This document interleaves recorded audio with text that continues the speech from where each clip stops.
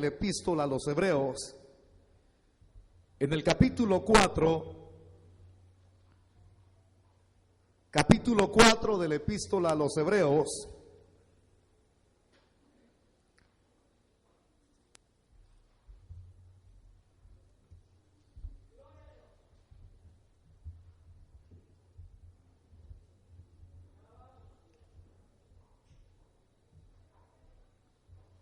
estaremos leyendo un versículo que usted ya se lo puede de memoria.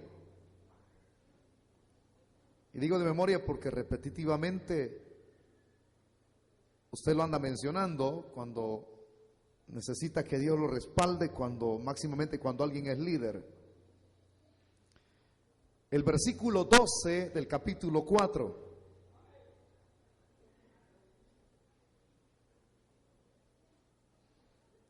Dice la palabra del Señor de la manera siguiente: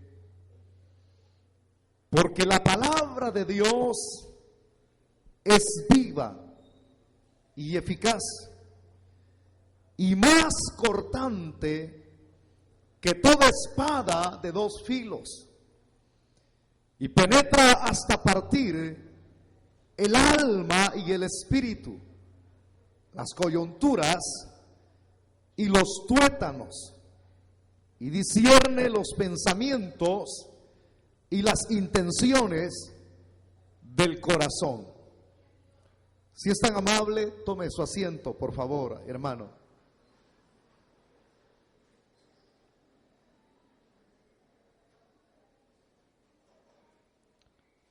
El tema que estaremos desarrollando en esta noche, aunque no ha oscurecido todavía, pero ya casi estamos por llegar a las 6 de la tarde. Es bastante sencillo, pero a la vez también comprensible. La suficiencia que contiene la palabra del Señor. Repito, la suficiencia que contiene la palabra del Señor. Para poder analizar el texto que hemos compartido, deseo presentarle algunos ejemplos, en especial cuando se pone en práctica por obra la palabra y se ejercita, esta trae resultados. Pero cuando se pone en práctica este mensaje, pero cuando se deja a un lado y se pone en práctica las cosas externas que el hombre mismo hace, haciendo la palabra a un lado e introduciendo cosas que no habrán de darle mayor aporte a la palabra, entonces esto, en lugar de traer resultados, traerá carga, traerá tristeza, se sentirá pesada la vida, agregando elementos humanos. Entonces, primero deseo examinar cada uno de estos dos detalles para luego pasar al texto y comprenderlo mejor. Primero deseo hablar del aspecto positivo cuando se pone en ejercicio la palabra del Señor y los resultados que ésta trae. Y los mismos ejemplos vamos a obtenerlos a la luz de la palabra que acá nosotros vamos a abrirla en otros libros y habremos de sustraer esos ejemplos para sacarlos a luz. Si ustedes se percatan, 2000 años atrás, cuando Jesucristo vino, Jesucristo bien hubiese aparecido con otro tipo de mensaje distinto al cual él traía. Digo esto porque, imaginándose, tomando una idea, él sabía que al venir a dar a conocer a los hombres lo de Dios, porque eso fue uno de los objetivos de Jesús al venir a esta tierra. Si usted busca alguna referencia en alguna teología de las muchas que hay, yo creo que en esto concuerdan muchos teólogos y nadie se le escapa esta verdad y la rechaza, ni presenta tampoco apologética, es decir, eso no es correcto. Porque hay varios propósitos enmarcados por los cuales Cristo vino. Y uno de ellos es ese: venir a dar a conocer a los hombres lo de Dios. Los hombres no conocían lo de Dios, pero Cristo lo vino a dar a conocer. Entonces, cuando Cristo vino y aparece en escena y da a conocer a los hombres lo de Dios, hay muchos detalles de lo cual él mismo explicó que era incomprensible a los mismos oídos de los hombres. Que los hombres mismos inclusive se quedaban como pensativos. No es que la mayoría en su época, apegándolo a la cultura de los hebreos, hayan sido retrógradas, personas sin entendimiento. Al contrario, un judío tenía conocimiento de la palabra, y alguien con un conocimiento impresionante como la cultura hebrea lo tiene, da envidia, hermano, porque ellos enseñan a sus hijos el aprenderse los 5 libros de Moisés. Bien pudiera habérselo dicho de otra manera, porque se le llaman los 5 libros de la ley, o la Torah, o el Pentateuco. Pero los 5 escritos de Moisés, ellos se aprenden de memoria muchos de esos textos, lo recitan durante el día. Entonces, cuando ellos ya crecen con un conocimiento impresionante de la palabra. Entonces, ninguno de ellos era ignorante o incrédulo a lo que el Señor venía hablando, pero a pesar de tener conocimiento de los escritos antiguos testamentarios, hay cosas que para ellos eran incomprensibles. O sea, no todo lo entendían. Por eso es que cosas muy extrañas que resonaban a sus oídos, ellos se quedaban con duda. Porque Cristo les hablaba por parábolas, es decir, por alegorías. Entonces, una parábola necesita interpretación. Y en cierta ocasión alguien le dijo: bueno, ¿y a ellos por qué les hablas por parábolas, por alegorías, y a nosotros nos hablas literalmente? Bueno, el Señor mismo sabía el por qué lo hacía, porque si a una persona se le revelan los secretos del cielo y esa persona no hace la voluntad de Dios, entonces ¿para qué se le van a referir cosas que no le van a beneficiar y no las va a hacer? Es decir, no las va a vivir. Entonces, por eso es que el Señor hablaba en parábolas a la mayor parte de personas que no hacían la voluntad de Él. Pero aquellos los cuales Él había escogido para hacer su voluntad, les hablaba por parábolas, pero también les explicaba las parábolas. Y hablaba mucho acerca del reino de los cielos, porque acuérdese que uno como predicador tiene que ser muy específico cuando habla de la palabra reino, porque está el reino de los cielos plasmado en nuestro corazón desde el momento en que usted recibe a Cristo. Está el reino celestial que pertenece allá arriba, como Cristo mismo dijo: mi reino, si fuera de este mundo, mis súbditos pelearían por mí. Pero como mi reino no es de este mundo, dijo el Señor, significa que hay un reino celestial, en donde un día usted y yo vamos a estar para siempre con el Señor.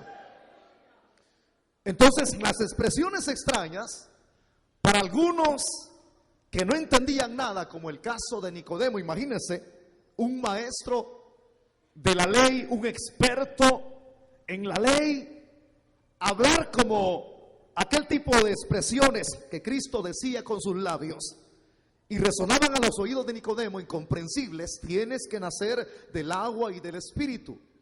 Es un concepto espiritual, porque para que a alguien se le diga tienes que nacer de nuevo, la persona, humanamente hablándolo, lo interpreta que tiene que nacer nuevamente como nació, salir del vientre de su madre, y pues ese es el único nacimiento el cual muchos manejan como concepto. Pero cuando Cristo comenzó a decirlo, tienes que nacer de nuevo. Entonces, ¿cómo puedo nacer de nuevo? ¿Puedo meterme acaso en el vientre de mi madre y nacer de nuevo? Cristo le dijo: lo que es de la carne, carne es, pero lo que es del espíritu, espíritu es. Pero una cosa es entender el idioma de Dios que Él vino a dar a conocer a los hombres, y otra cosa es entender el idioma de este mundo. Cuando se hablan de los dos tipos de idiomas, no compatibilizan. El idioma de este mundo, ahí agregando la sabiduría terrenal, no compatibiliza con lo celestial, porque la sabiduría o el conocimiento humano no entiende las cosas del Espíritu. Entonces allí yo le estoy dando la respuesta por qué muchos no entendían, aunque no eran retrógradas, no eran personas que nacieron con algún problema en el cerebro, sino que ellos estaban en sus 5 sentidos, pero no entendían lo espiritual. Porque el apóstol San Pablo, cuando escribe a los Corintios, él dice que el hombre carnal, el hombre natural, no entiende las cosas del Espíritu. Porque estas, dice el apóstol San Pablo, habrán de ser interpretadas, discernidas espiritualmente. Entonces ellos se quedaban en Júpiter. Y me gusta esto porque el primer aspecto, que es el positivo que estamos desarrollando ahorita, ellos comenzaron a ver entonces que aquel que vino a dar a conocer a los hombres lo de Dios, hacía cosas extrañas. Cada palabra que hablaba tenía efecto. Increíble. Cuando Cristo abría su boca, habían milagros, hermano. Si él decía una expresión, era para afectar en el sentido positivo a las personas. Por ejemplo, en cierta ocasión le dijo a un mensajero, porque el hombre no tuvo el valor moral, porque algunos escritores dicen que él vivía con su siervo. Ahora, yo no le puedo recalcar quién de los dos era homosexual, pero supuestamente se hacía una práctica dentro de la cultura romana.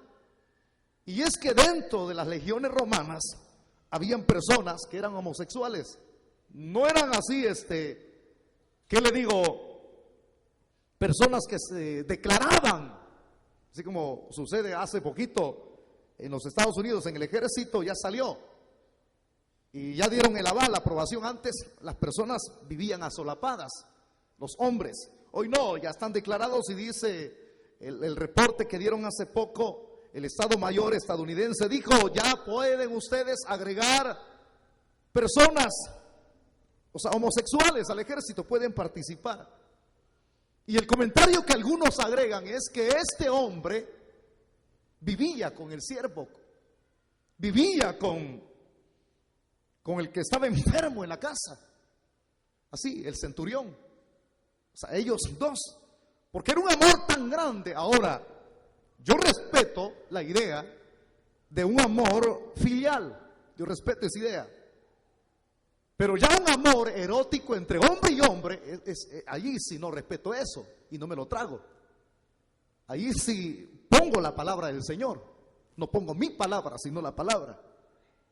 Ahora, sea que haya sido un caso de amor filial o de amor erótico, de hombre con hombre, que es inconcebible, sea que haya sido eso, algunos agregan que él no quiso ir, o sea, no quiso ir al encuentro de Jesús, ni mucho menos abrirle las puertas de su casa a Jesús, porque él se sentía indigno. Y algunos agregan que eso de sentirse indigno, de que Jesús morase en su casa, era por esa relación ilícita. Pero el otro tipo de comentario es que se sentía indigno porque él en lo personal era un gentil. Y los gentiles con los judíos no se llevaban bien. Yo respeto los dos comentarios. Ahora, si es uno o es el otro, el caso se da que el criado que este hombre amaba estaba enfermo. Estaba muy enfermo. Entonces, cuando Cristo venía, el mensajero sale, el criado sale a decirle: mira, dice él que no se siente digno, pues. Ahora acuérdense que los ancianos en el contexto habían rogado a Jesús que fuera donde este hombre, porque era muy caritativo, era muy sensible a la causa judaica. El hombre daba cuando había necesidad de dar, sin necesidad de que lo rogaran. Él se identificaba con la causa de ellos. Entonces ¿verdad? Este hombre es especial, así como el caso de Jairo, que también le rogaron de la misma manera. Entonces, cuando Cristo iba de camino, sale el mensajero y traía una palabra que decía de la manera siguiente: solo di la palabra y mi siervo sanará. Entonces, este tipo de expresión, ahora en este ratito, claro, si usted lee el texto, encontrará que el Señor tiene que pronunciar una palabra. Y yo pienso, hermano, que la dijo. Y cuando la dijo, o sea, no estoy hablando de mi pensamiento, sino que lo que la Biblia dice. Cuando él hubo dicho esa palabra, en aquel momento, cuando el hombre se dirigió a su casa, aquella misma hora en que el Señor pronuncia la palabra, ya que el hombre estaba sano. ¿Se da cuenta el efecto que tiene la palabra? Entonces la palabra que él daba a conocer tenía un efecto grande, hermano. Aquí en ese caso, en el primer ejemplo, sanó un enfermo. Y otro efecto que causa la palabra, sin agregarle conceptos humanos, es sanidad al cuerpo. Increíble. Aparte de causar sanidad al cuerpo, porque el Señor solamente dice y se hace. Y eso nadie puede rechazarlo. Nadie. Imagínense el efecto que causó en aquel hombre. No era uno, sino que eran 10. Entonces ellos llegaron donde Jesús estaba y le pidieron que lo sanara de la lepra. Y Jesús les dijo: vayan, lávense y preséntense donde el sacerdote. Y cuando van de camino, mientras van, su cuerpo se torna normal, la lepra va desapareciendo. Y solo uno fue el que se regresó. Solo uno tuvo agradecimiento. Pero ¿qué es lo que causó esa sanidad? La palabra. Aquel hombre que bajaron del techo también, y que muchos se quedaron cavilando, como juzgando mal, porque el Señor le había dicho a ese hombre: tus pecados te son perdonados. Entonces viene el Señor, que para él es fácil perdonar pecados porque él es Dios. Y jugaron, ahí estaban juzgando y diciendo: ¿quién es este blasfemo que dice tus pecados te son perdonados? ¿Qué es más fácil decir, tus pecados te son perdonados, o toma tu lecho y anda? Para que ustedes vean que el Hijo de Dios tiene poder, le dice al hombre: toma tu lecho y anda. Y la misma camilla donde lo bajaron por el techo, tomó la camilla y se fue caminando. O sea, el poder que causa, el efecto que causa la palabra dicha por Dios, por Cristo. Entonces, aparte de causar sanidad en el cuerpo, también la misma palabra, la acción de la palabra, el desarrollo, el ejercitar de la palabra, también otorga bendición a la vida nuestra. ¿Me está entendiendo? Mucha bendición. Pero usted dirá: pero ¿qué bendición, pastor? Bueno, aquí le voy a presentar el otro ejemplo, y únicamente me va a faltar uno, nada más. En este ejemplo que voy a agregar, si usted se recuerda, en cierto momento el Señor tuvo que confrontar, y así nos confronta la palabra a todos, hermano. Porque ahorita usted quizás va comenzando a ser seguidor de Cristo, pero va a haber un momento en que Dios va a probar su fidelidad. Y estas personas no le seguían por fidelidad. Algunos le seguían porque Él había multiplicado los panes y los peces, eran muertos de hambre. Entonces viene el Señor, los confronta, porque ellos agarraron embarcaciones y lo fueron a hallar al otro lado. Hemos andado buscando, pues sí, donde andaban buscando la comida de choto. Y viene el Señor, los confronta con la palabra. Y les dice, confrontándolos, que busquen el pan que no perece, sino el pan que permanece. Y Él se revela y dice: yo soy el pan que descendió del cielo. De ese coman, de ese aliméntense, no del que multipliqué, porque el que multipliqué, ustedes lo comen, va al vientre y vuelven a tener necesidad. Por eso es que me buscan, por el pan que perece. Pero busquen del pan que a vida eterna permanece. Y de hecho Cristo es el pan, porque nació en la casa del pan en Betlehem, Belén, que eso significa. Entonces cuando Él los confronta, ellos se van yendo uno por uno.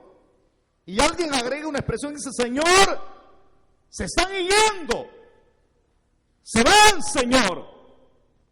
Y viene el Señor, le da una lección a aquel que dijo esas expresiones. Le dice: si quieren ustedes irse, también váyanse. Pero viene, denote la bendición que trae la palabra. Y uno de ellos dijo: Señor, pero ¿a quién iremos si solamente tú tienes palabras de vida eterna? Vaya entendiendo cada ejemplo, por favor, porque yo creo que hoy van a suceder milagros tremendos acá. Yo lo creo, así como usted lo oye. O sea, este mensaje Dios no me lo regaló de gusto. Lo que quiero es que usted crea a la palabra, crea al ejercicio, porque esto no fue solamente en el pasado. Alguien pudiera agregar y decir: eso fue para el pasado, pastor. No, es que el mismo Cristo que habló, el mismo Cristo que sanó, el mismo Cristo que bendijo, el mismo Cristo que habló maravillas, es el que está aquí. ¿Cuántos creen que está aquí? Él sigue bendiciendo. Entonces, esa palabra es de bendición. ¿A dónde iremos si solamente tú tienes palabras de vida? No hay otro lugar, no hay otra palabra. Ellos estaban cansados de otra palabra. Ya vamos a hablar del aspecto negativo.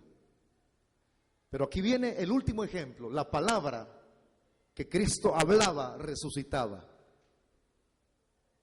Se presenta ante una niña que en el idioma que se practicaba en esa época, ya sea el arameo y el hebreo y el griego en que fue escrito la escritura, la Biblia, los 66 libros, una expresión que el Señor dijo: Talita cumi, que significa: niña, a ti te digo, levántate.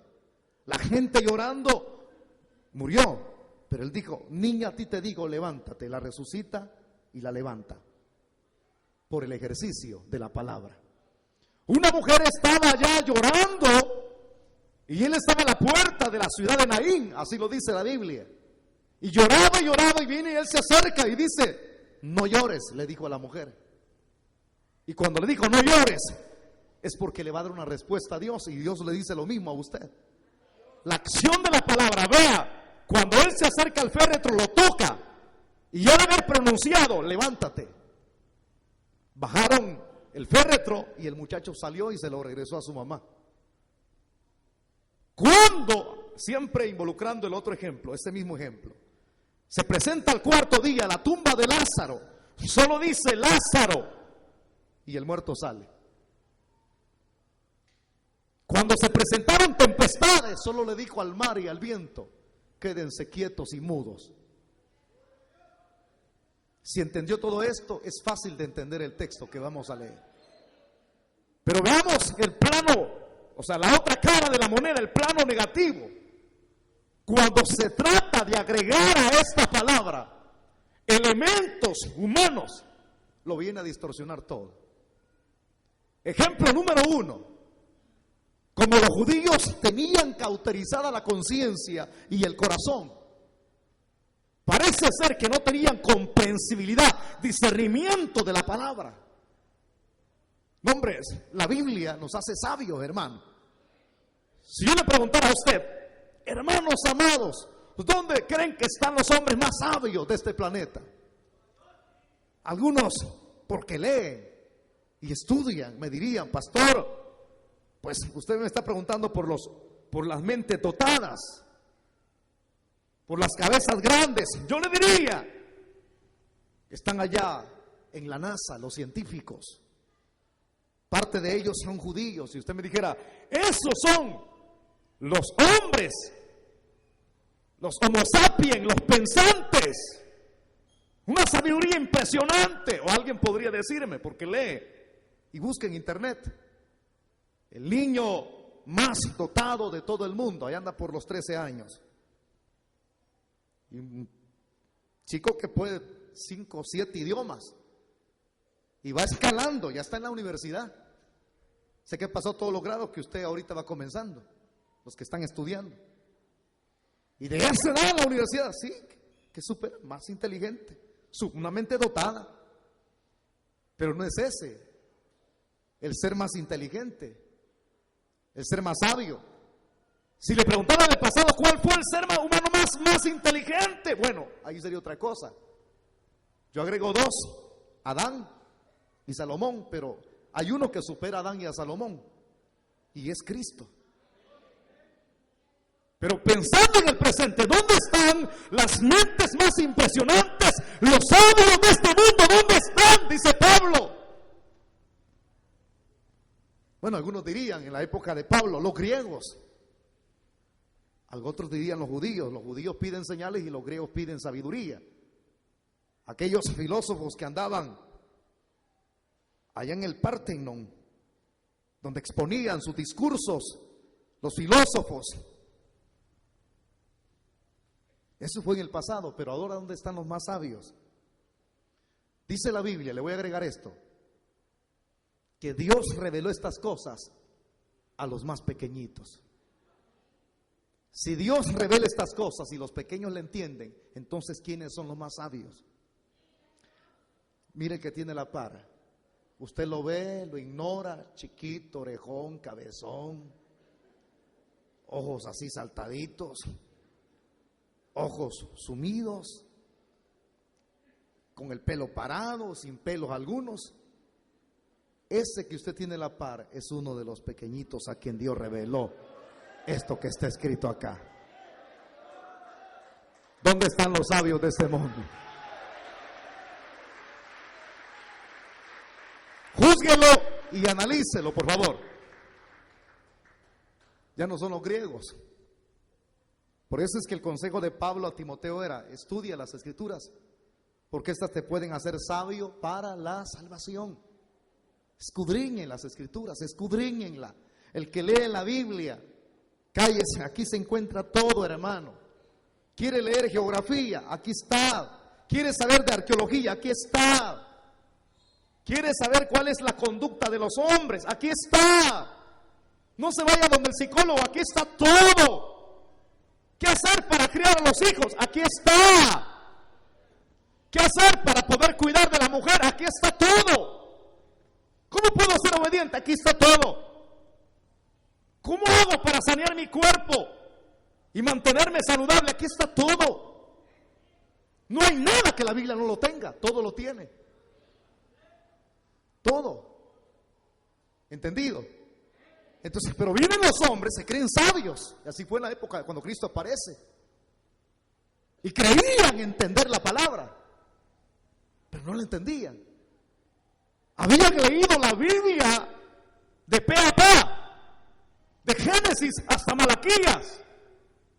Mentes pensantes, impresionantes. ¡Wow! ¡Qué vestiduras!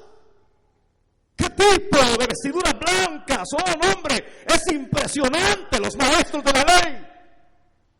Pero vienen estos tipos, agregan a la palabra cosas que no están escritas.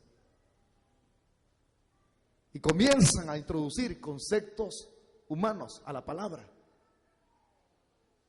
Imagínense, no entendían que ya no se tenía que celebrar prácticamente desde Cristo el día de reposo. Ya no se tenía que circuncidar. O sea, ya no se tenía que estar cargando a la gente, pues. Para ser salvos, ustedes tienen que circuncidarse, los hombres. Tienes que cumplir con los 10 mandamientos. No entendían.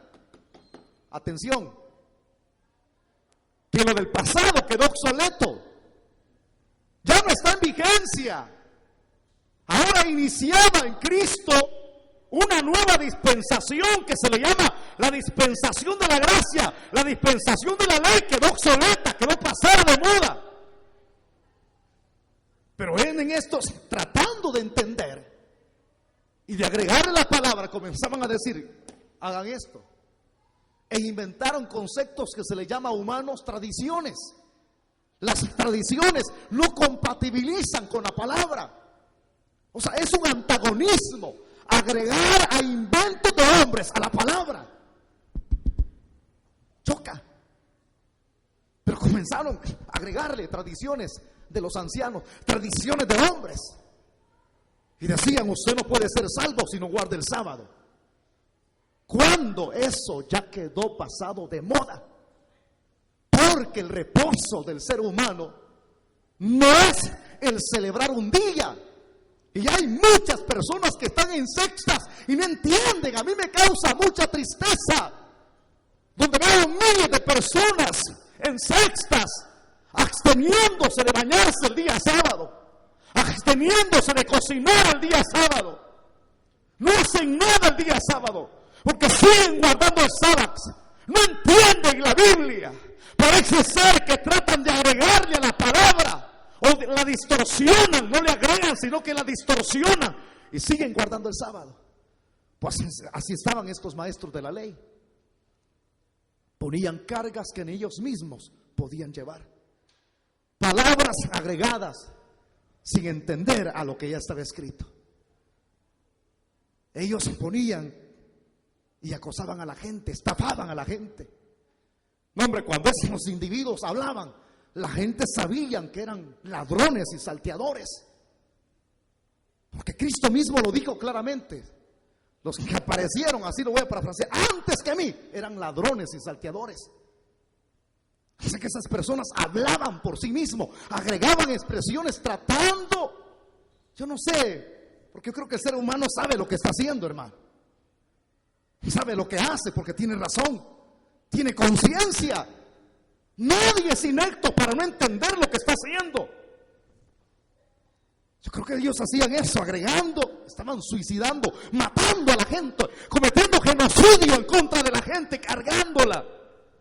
Cuidado con levantar esa leña, cuidado con cargar al enfermo, cuidado con defraudar el día sábado. Palabras que no producían vida, sino muerte. Ese es el único ejemplo que le voy a agregar. Pero aparece Cristo diciendo: venid a mí, los que estéis trabajados y cargados, que yo los haré descansar. ¿De quién es esa palabra? ¿Mía, de cualquier ser humano por ahí común y corriente? ¿De algún filósofo? ¿De alguien que ha salido con un doctorado, con un posgrado en filosofía? No, señores, óigame bien, es aquel que descendió del cielo, es aquel que vino a dar a conocer a los hombres lo de Dios. Lo de Dios no carga, lo de Dios liberta. Si hijos libertades, seréis verdaderamente libres. ¿Cuántos son libres acá? Lo de Dios hace libre, pero lo del hombre esclaviza. Ahora que tenemos los dos conceptos ya desarrollados, pasemos a lo que sigue bendiciendo. Y toma este concepto eficaz el que escribe esta epístola. Acuérdense que el escritor de esta epístola es anónimo. No fue Pablo, es anónimo. Algunos dicen Pablo fue. Con esa es la epístola número 14. Pablo escribió 3 epístolas, esta es la 14, dicen algunos. No, yo mejor me callo y ese es un escritor anónimo. Y viene, dice, para poder salir del caos en el cual estamos, esto es lo que necesitamos. Por favor, escúcheme. En este desarrollo, yo voy a ser muy resumido, muy breve. Para que usted salga del caos, en la crisis en la cual está, usted no necesita ir donde un psicólogo, no necesita ir donde un consejero matrimonial si su hogar se está desquebrajando. Si usted está enfermo, ya basta de ir donde los médicos. Usted a quien necesita es esto. Dispénseme, algunos dirían, ¿qué pastor más masoquista? Quiere que mi tío se muera, quiere que mi madre se muera, quiere que mi hermana se muera. Cuando uno cree a esta palabra, suceden milagros grandes. Suceden milagros. Y eso es lo que yo quiero que en esta tarde, en esta noche, suceda en este lugar. ¿Por qué? Porque el escritor de los Hebreos dice, y esto generaliza, esta palabra es para toda la iglesia, en todas las edades, en todas las épocas, llegando hasta nuestro presente. No hay cosa que cambie, no hay cosa que pueda sanar, no hay cosa que pueda bendecir. Imagínense en la época de 1517 los inquisidores, los cobradores de indulgencia, cobrando indulgencia a las pobres viejitas, agregando tradiciones de hombres diciendo, mira, si das tus parcelas de tierra, si das tus bueyes, tus caballos, tu casa, decía los cobradores de indulgencia, dando, mamita, y el alma saltando del purgatorio. ¿Está eso escrito? Son palabras de hombres que traen muerte. La Biblia de lo que me habla es una cosa muy diferente. La Biblia lo que me dice es: si hoy oyereis mi voz, no endurezcas vuestro corazón. La Biblia lo que me habla es esto. Dice: al que crea mi palabra y crea que me envió, tiene vida eterna. Y he pasado de muerte a vida. Todos ustedes han pasado de muerte a vida, porque lo dice la palabra bendita de Dios. No lo dice el hombre, lo dice la palabra del Señor. ¡Que gloria a Dios en esta noche! Imagínense cómo se malinterpreta, cómo se abusa de la palabra. Venos esto, hombre. ¿Con cuántos? 5, 15 misas la sacamos del infierno a la bisabuela suya? Miren los mormones locos. Cuando yo estuve en esa sexta, dispénseme el ejemplo, allá hacen varios tipos de bautismo. Hay un bautismo que lo practican que se llama el bautismo por los muertos. Alerta. Es que no hay otra cosa más eficaz que la palabra. Pues yo me bauticé en el mormonismo, pero eso no es válido porque es una sexta. Entonces el segundo bautismo me dijeron, me prepararon: tu mamá pues fue bautizada, me dijeron. Ellos averiguan, indagan por el árbol genealógico y tratan de convertir a los viejitos que fueron desobedientes y borrachos y ladrones y criminales, nuestros ancestros pues. Entonces vienen ellos y hacen el bautismo por los muertos. A mí me iban a preparar. Y ese día me dijeron: bueno, tú te vas a vestir de blanco, pero no vamos a mencionar tu nombre en el bautismo. Es decir, Wilber Rodríguez, te bautizamos en el nombre del Padre, del Hijo y el Espíritu Santo. Por inmersión. Igualito. Hasta más bonito, porque ahí le dan hasta ropa a uno blanca. Pura paloma se ve. Imagino yo véame usted con vestiduras blancas a mí. Ya lo veo, dice.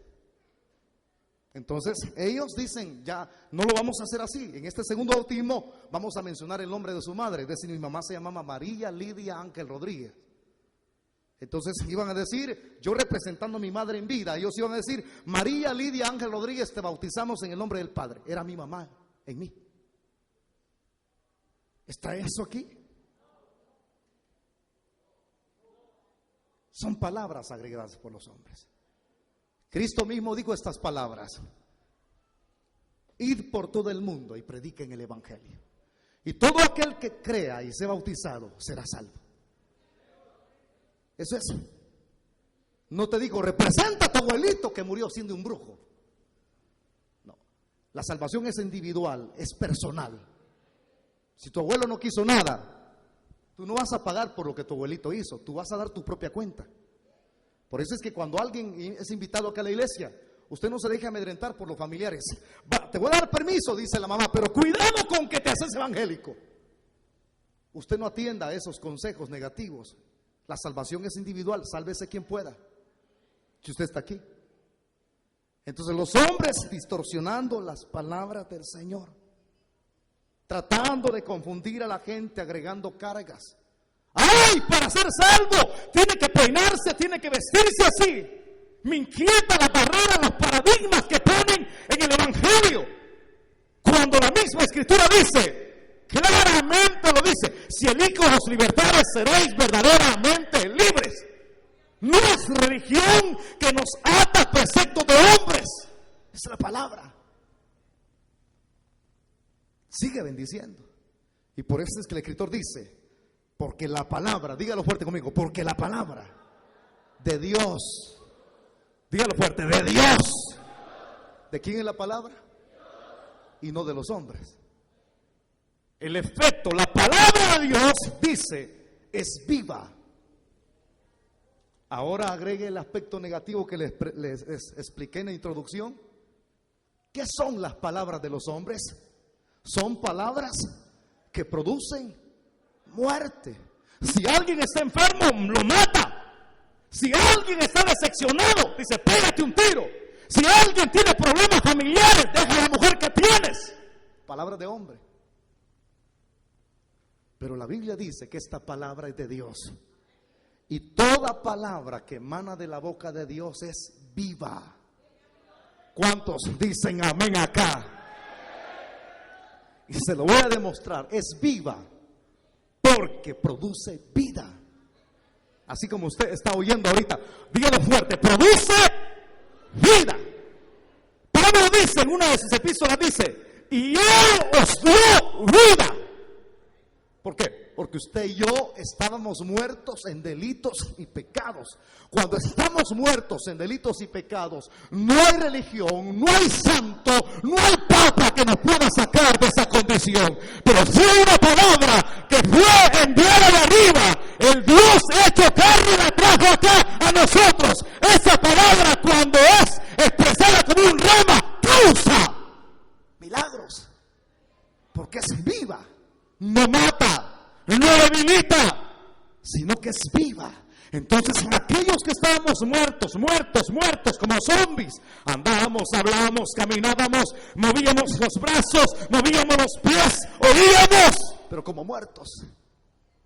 ¿Y para qué vas a esa iglesia?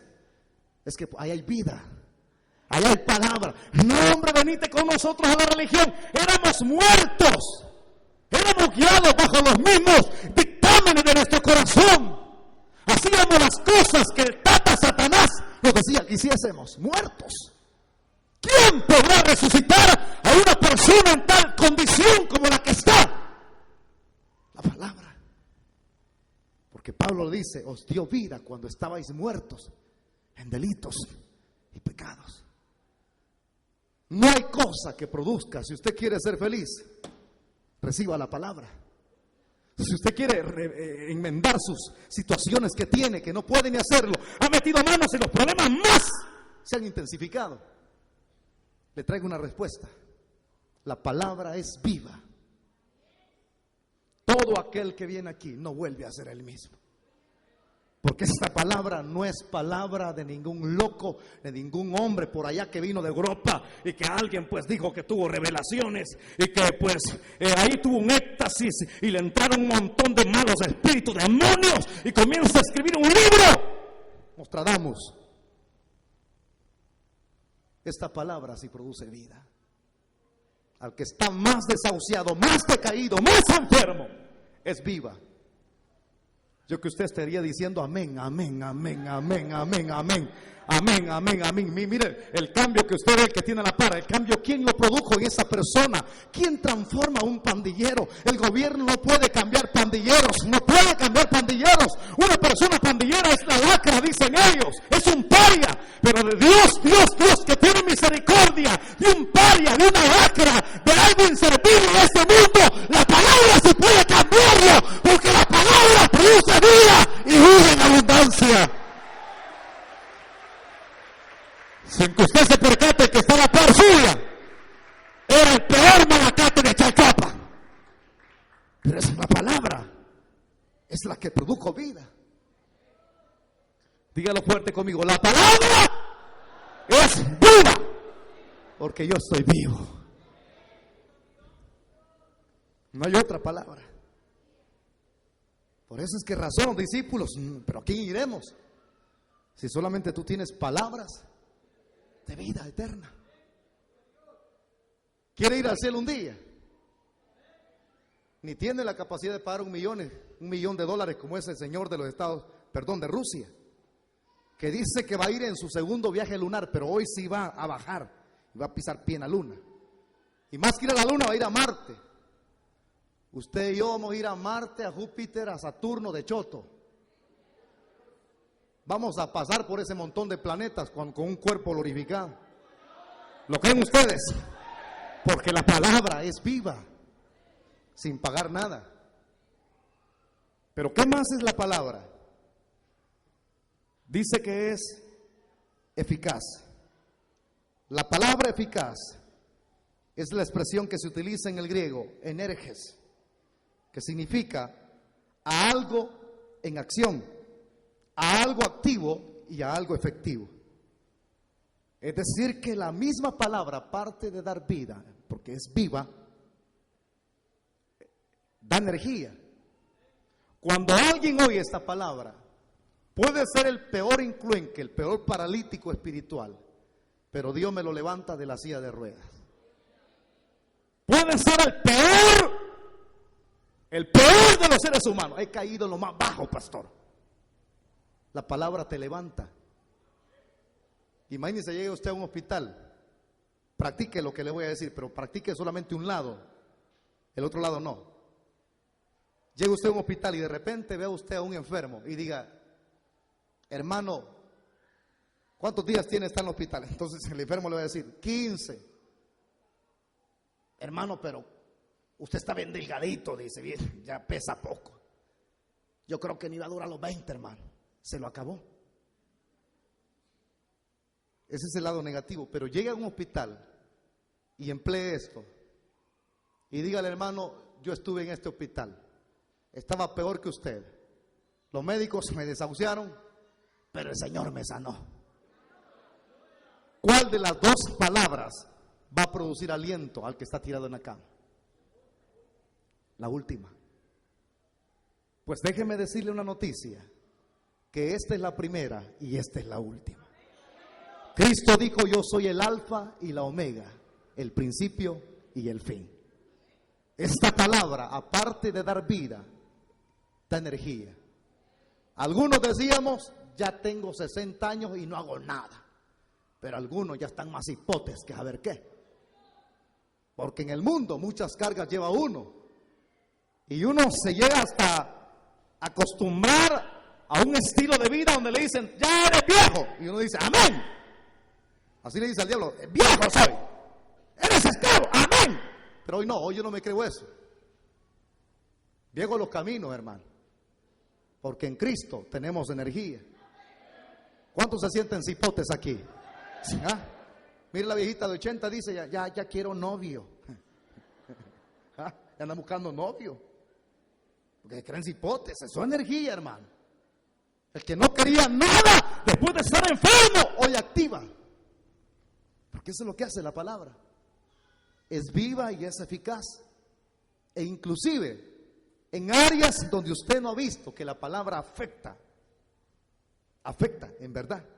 Porque dice el mismo escritor acá en el verso 12, y que es más cortante que toda espada de 2 filos.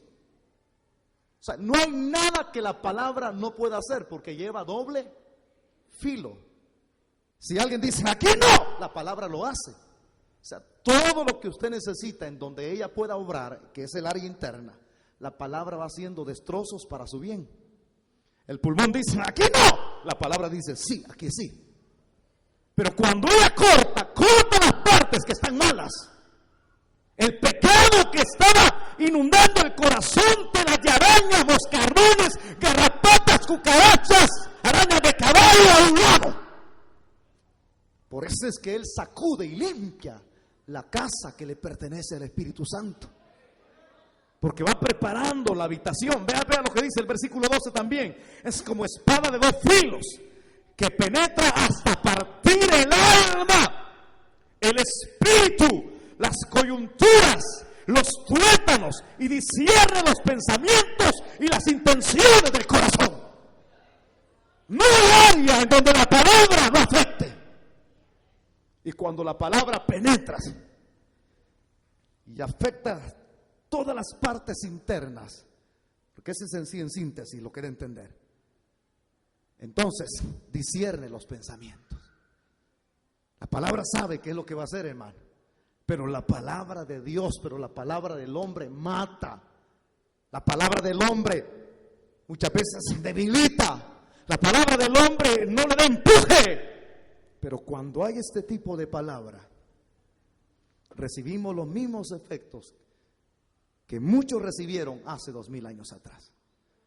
¿Cuáles dirá usted? Recuérdese, vamos a pronunciarlos a voz en cuello para terminar ya. Dígalo fuerte conmigo: hay bendición, hay sanidad, hay resurrección y hay un paro a todo tipo de tempestades. Porque la palabra tiene la capacidad. Usted anda buscando dónde está la verdad, porque hay gente que anda buscando. ¿Y dónde puedo hallar la verdad, pastor? He andado en todas las iglesias, por allá me fui a meter y viera cómo le hacen, cómo se mueven, y no me pareció. ¿Está aquí la verdad, pastor? Una cosa le digo: aquí está la verdad, en este libro. Jamás yo voy a atreverme a decirle: yo tengo la verdad, que sí la tengo, pero no puedo atreverme a decírsela, porque esta es la verdad. De quien habla la Biblia es de la verdad. Cristo dijo: yo soy el camino, la verdad y la vida, y nadie viene al Padre si no es por mí. La religión no puede sacarle de la condición en la cual usted está. Es la palabra eficaz, la palabra que produce vida. Hubo alguien que fue uno de los poetas muy reconocidos a nivel internacional, a nivel nacional, que cuando estaba muriendo se dijo, de tantos libros que escribió, dijo: tráiganme el libro, y la gente no entendía. Entonces me trajeron algunos escritos de sus poemas muy reconocidos. A mí me ha gustado leer mucho de él. Y cuando le traen algunos escritos de sus libros, de sus poemas, dice: Señor, ¿los poemas que usted escribió? No, dice él, no. Tráiganme el único libro que supera los libros que yo escribí. Y no se moría, y cuando le llevan la Biblia, dijo estas expresiones: nunca cambien los libros que yo he escrito por este libro que tiene más valor. Porque cuando yo leí este libro, dijo las últimas expresiones aquel hombre, leyendo este libro, leyendo la palabra, hubo descanso para mi alma. Porque esta es la palabra que da vida. Hay palabras que lo matan a usted. Hay palabras que le han provocado heridas a usted. Pero esta, en lugar de provocar heridas, es como una masa de higo que es colocada en la llaga para curar de una manera completa. ¿Se recuerda del ladrón que estaba clavado en la cruz? Cristo bien pudo haberle dicho: no me estés diciendo nada, necio, terco, porque me has estado insultando. No, el hombre tan solo dijo, reprendió al otro, y luego de reprenderlo y de reconocer su falta, sus pecados por lo cual estaba ahí, él dijo estas palabras: Señor, acuérdate de mí cuando vengas en tu reino. Y viene la palabra que sana las heridas. Le dice: hoy mismo estarás conmigo en el paraíso. No encuentras salida a tus problemas. No encuentras puertas abiertas porque todas se han cerrado. Estás entre la espada y la pared. Enferma, enfermo, económicamente acabado, destruido a tu familia. Hay una palabra que puede seguir restaurando todas las cosas. Y es esta. Es esta. Agárrela y haga esto.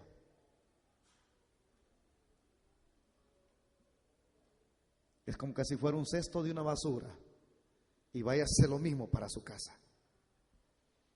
Al hacer eso y echarla a la basura, sacarla de su corazón ahorita penetrado, usted estará rechazando toda la bendición que Dios quiere para usted.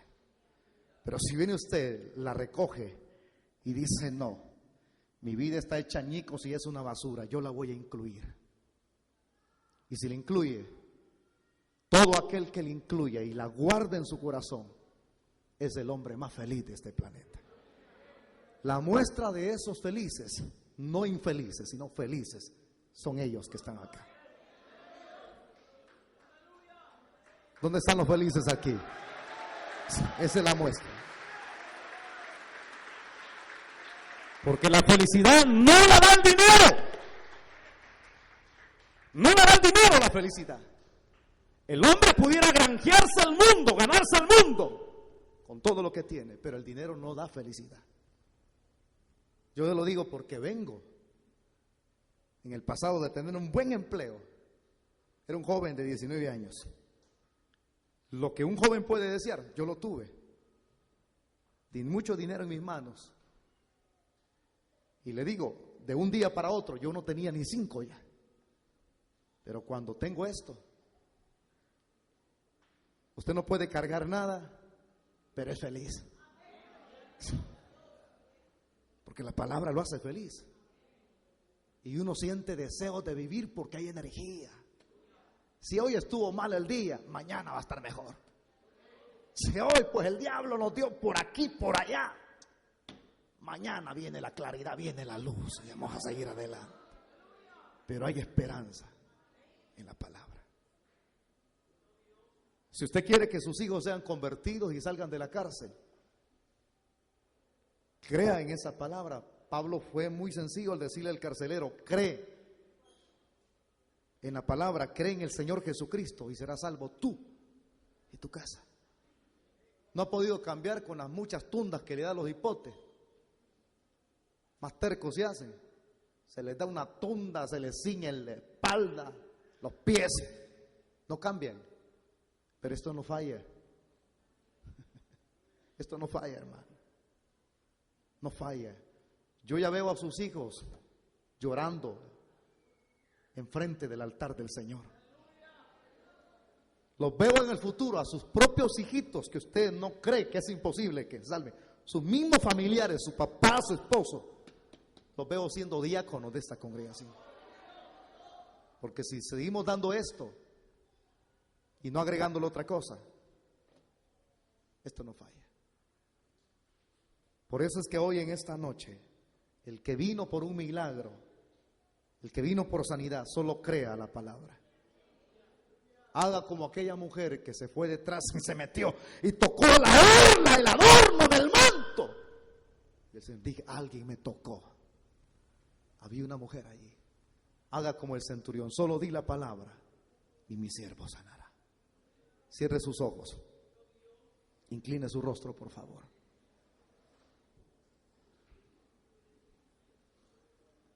Levanten la mano los que creen a la palabra. Levanten los que creen en los milagros, en las sanidades. Estas no fueron únicamente para épocas en el aspecto exclusivo, miles de años atrás, sino que siguen vigentes, siguen en acción. Quiero que repitas conmigo esta expresión: di, solo di tu palabra y mi corazón será cambiado. Dígalo fuerte: solo di tu palabra y mi cuerpo será sanado. Quiero que lo repita porque las sanidades allí se van a dar ahorita. Los que han venido enfermos, díganlo fuerte: solo di tu palabra y el cáncer se irá. Solo di tu palabra, el tumor se irá. Solo di tu palabra y la diabetes, azúcar en la sangre se irá. Solo di tu palabra y la artritis ahora en este mismo momento se está yendo. Solo di tu palabra y la sordera se irá. Solo di tu palabra y el problema que hay, esa gastritis, esa llaga que está allí en tu estómago, ahorita está desapareciendo. Levanten su mano los que creen a lo que el Señor está diciendo. Solo di tu palabra, que es más cortante que toda espada de doble filo. Levanten sus manos. Levanten sus manos. Aquí hay personas que van a ser afectados hoy. Nosotros los ministros estamos acostumbrados a ver muy continuamente las almas en actividades, pero no pedimos que Dios se muestre en medio de nosotros. Abre tu boca y di: Señor, muéstrate a mi vida. Los hombres del antiguo tiempo no eran conformistas. Muestra tu gloria en medio de los tuyos. El Espíritu Santo se está moviendo. El Espíritu Santo se está moviendo. Unos segundos vamos a dar. Hay un mover tremendo en esta noche. Has venido cargado. Has tenido que salir huyendo de tu casa, dejar tus bienes. Solo crea la palabra que dice: y el ángel de Jehová acampa alrededor de los que le temen. Solo di la palabra, solo dila, Señor. Solo dila, habla. Y las tempestades que abruman la vida de muchos, personas que lo tuvieron todo y hoy hay deudas, Padre, abre el entendimiento, toca los corazones. No envíes con las manos vacías a muchos. Sálvales. Las personas que son amigos, levántenme su mano los amigos. Si usted es amiga, levánteme su mano, ahí donde está. Ahora los cristianos bájenla y lloren despacio. Solamente los amigos, levántenme su mano. Si hoy permites que la palabra accione en tu vida, resuelva conflictos, el pecado será sacado. Lo que produce el caos es el pecado. La palabra tiene la capacidad de obrar, sacar lo sucio y preparar tu corazón para que sea habitación del Espíritu Santo. Los que le van a permitir a la palabra que obre en sus vidas, yo sé que ya lo está haciendo. Levántenme su mano, repitan conmigo esta oración.